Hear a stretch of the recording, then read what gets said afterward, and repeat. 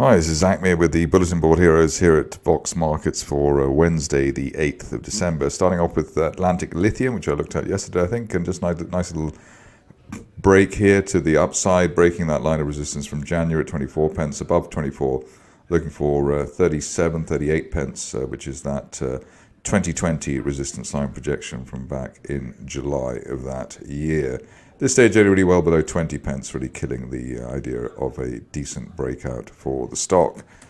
Next on to Beowulf Mining, which seems to be the gift that keeps on giving at the moment. Beautiful chart. The shares hitting that target of 8 pence, then bouncing off it as new support, and above 8 pence, we're looking towards the top of the October 2020 price channel. Probably the upper parallel actually pointing at 13 pence rather than 12 pence. So maybe we could see that by the end of the month. So above 8, looking for 13 on Beowulf at the moment. On to a stock which has had a great ride on the stock market so far, relative newcomer, and just also it looks as though it's ready for a new break to the upside. Here we've got a rising trend channel, which one can draw in the way that I'm drawing at the moment. The upper parallel probably heading towards the line that I'm just about to draw here, towards £1.30, and that could be seen as soon as the end of this month, or maybe going into January. Upside value while we hold above the old November resistance around 106, so above 106, looking for 130 over the next 4 weeks, 4 to 6 weeks, that kind of thing for Bellescura.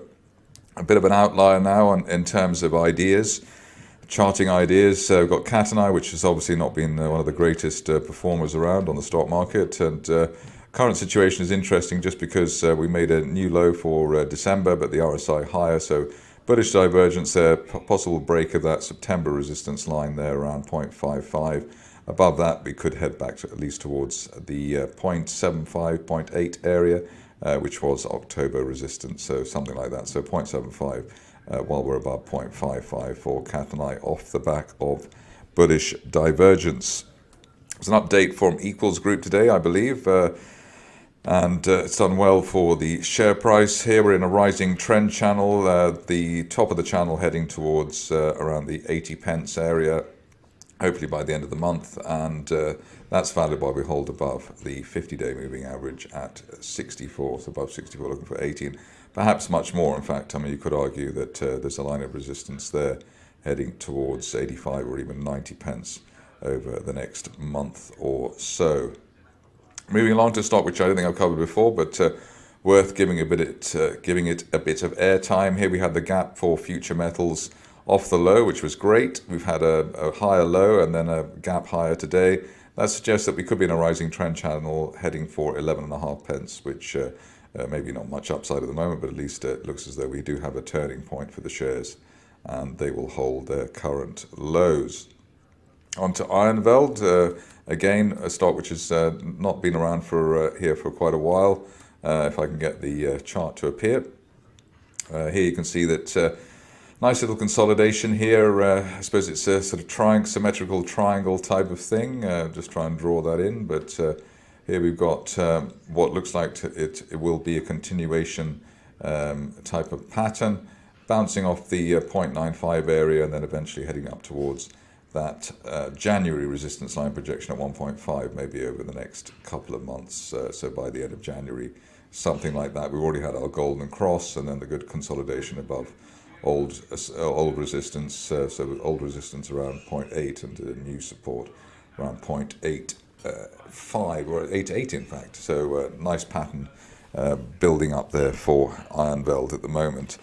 COVID situations looking still quite strong, even though Omicron looks like it's a bit of a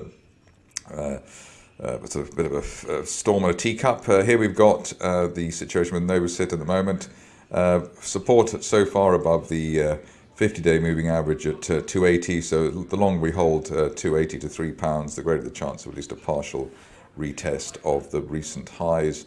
Favoured destination maybe up to 360 initially, which is the top of that gap higher that we had last month. So maybe a little rebound for Novosit at over the near term, maybe the next couple of weeks On to Rockhopper, which I've managed to avoid quite studiously over the recent past. Maybe that was a mistake. Here we can see that we had the gap down in September, gap higher for December, so that's an island reversal, one of the strongest charting configurations you can have, and that does suggest that while we're above the 50-day moving average at 5.6 pence, we could head up to the 200-day line at around 8.5, maybe by the end of this month.